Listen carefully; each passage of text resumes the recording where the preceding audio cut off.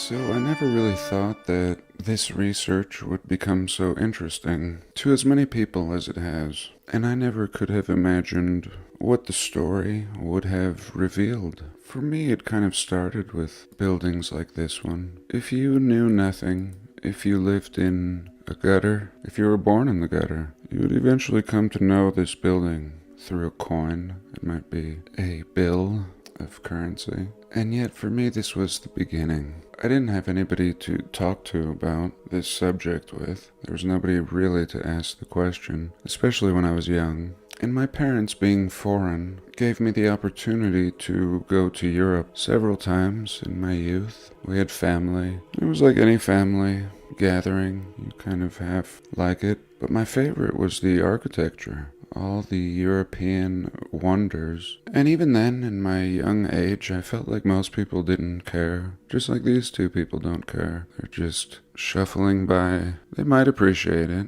but they might not. They might not give a damn. Excuse me, what do you think about this building? I don't give a damn about this building. I'm late for work. Oh, thank you. How about you? What are your thoughts on this building? I think it's kind of ugly. They should tear it down. Oh, I appreciate it. And many were torn down. Thousands all throughout the realm, looking just like this, or having this style. A big dome, ornamental from top to bottom, no detail spared. And yet this is the oldest, not just in America, but in all parts of the realm. When we look at images from the 1800s, when things, we are told, are at their infancy, we see Capitol buildings and town halls, city halls, brick and stone. Oftentimes complex-looking technologies and power lines, coupled with a people that seem to have nothing to do with the old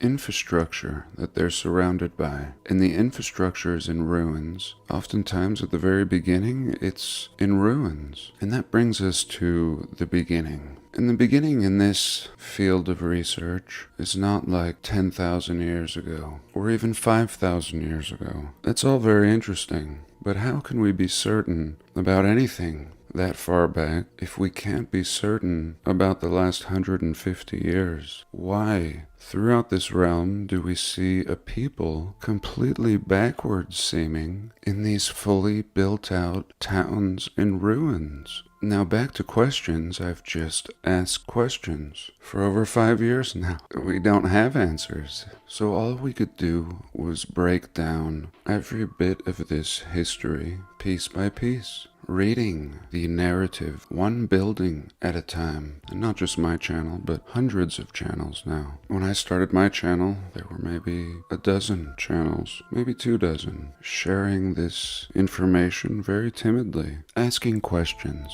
And before us, they were asking the questions in Russia. It started at a museum, from my understanding, and they had excavated the building. Of course, it didn't start out as a museum, the Polytechnic Museum or College, but this is what was revealed. And without giving it a title, although it has a title generically in this community, it would come to pass that this was not unique to this building in this part of the realm. This would become something that could be found in every city and town throughout the realm. And again, coupling this with cities just starting out, horse and wagon, it begs to ask questions. And upon asking the questions, there are the worst answers given to us by academia. When looking into these buildings, one by one, as we have been for years, we often find they have a construction date of 1 year. And yet for the entirety of our known history, to my knowledge, these questions had not been posed. They had not been challenged. How are you building these buildings in a year? Sometimes the city is built in a year, and every building is built in an equally short amount of time, as we see in San Francisco. But going back to this phenomenon, we add another layer to this story, and one that is not answered by anyone. The majority of buildings are buried, and not properly buried. I mean, if you were going to make a basement, you would have, of course, concrete in modern times. In old times, you would have a durable stone, but buried windows and brick and doors make absolutely no sense. So someone, maybe it started with a few dozen people, start asking the questions. And the more people that see it also agree, this doesn't make any sense. And then we dig a little further and look at enough pictures and read enough historical narratives, and we begin to see that somebody knew this. Somebody made an effort to clean things up, and someone makes an effort to continually keep a lid on it. And here we can see a fake footer, a deception. All buildings of the old world appear to have a brick core.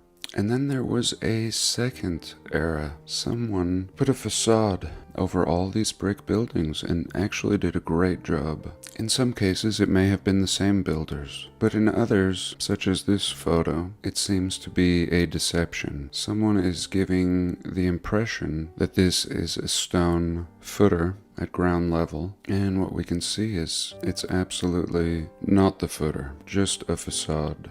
And it's very exciting in this community because we've invented terms that didn't exist before. Now if you do a search, you'll get tons of examples of this. And here is a bigger picture of the Polytechnic Museum, which was clearly something else before it was designated as a museum. But this is just a great example of an old, and yet, according to our mainstream history, pretty new building. I mean, a building that we have a story on. A building within the last 150 years. And when we punch in old world buildings in a search today, we get great examples. And again, it was kind of speculative at one point. And now, after looking at thousands upon thousands of examples, it is not speculative. These wonders could not logistically be produced in the 1800s. Not one building, not entire cities packed with these. And as soon as heavy equipment is either reverse engineered or invented, they begin tearing these down. A great example is one of the city halls in Chicago,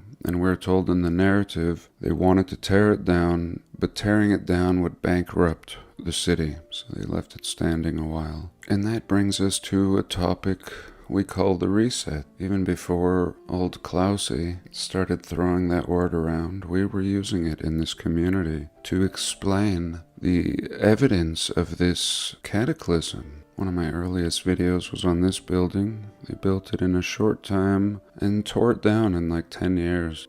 The Gyllander building. And to this day, this is the best part of any city, the old world. If you look at any travel guide, they're going to showcase these buildings. This building was torn down. There is both an absolute appreciation for this architecture from the people and a disregard for it from another group of people. And many of these great fires, we are told, strange fires, were followed by great episodes of demolition. And we ask, were they ever natural fires or just great acts of demolition? Because all of these materials are beyond durable. And all of these ruins are essentially following in the lineage or people we call the Romans. But what we find is Roman ruins everywhere. This never stopped. The Capitol buildings that we see in every nation, in every state and city are following a tradition, an old tradition, that we could not conceivably or logistically build in these times. We're told people used outhouses. We're told Abraham Lincoln is born in a log cabin. And there's nothing unique from what we see in Rome to what we see in the Americas. Same Corinthian columns, same domes, spires, same buried levels underneath these buildings. All brick and superior concrete blends in ruins 150 years ago. And even here, this is essentially the same age as what's sitting across from it, but this is in ruins. same as what we see here. And all the supposed construction dates are often just the beginning of the renovation at best. And for me, the larger this subject has grown, the more it's added validity. Be able to share and discuss with people, get other viewpoints, and it's pretty heavy. I think what it tells us is that something could happen as little as 150 years ago, and things could start all over again. In a few generations, people would forget. I guess the heavy part is, what do you do with this? If I didn't already live off the grid in nature, I would most certainly want to do that. I don't know if it helps. That's just how I feel. The next best thing would be to try to share this information and have discussions about it with peers and people that were interested. And I don't know, maybe there's nothing to do. I think peace, inner peace of mind is our greatest treasure, no matter what. And for me, this kind of brings peace. The more I understand, the better I feel. Even if I don't know all the details, I know that we come from something great, something that is better than what we have today, that we truly do stand on the shoulders of giants, giant thinkers, a great people that existed realm-wide.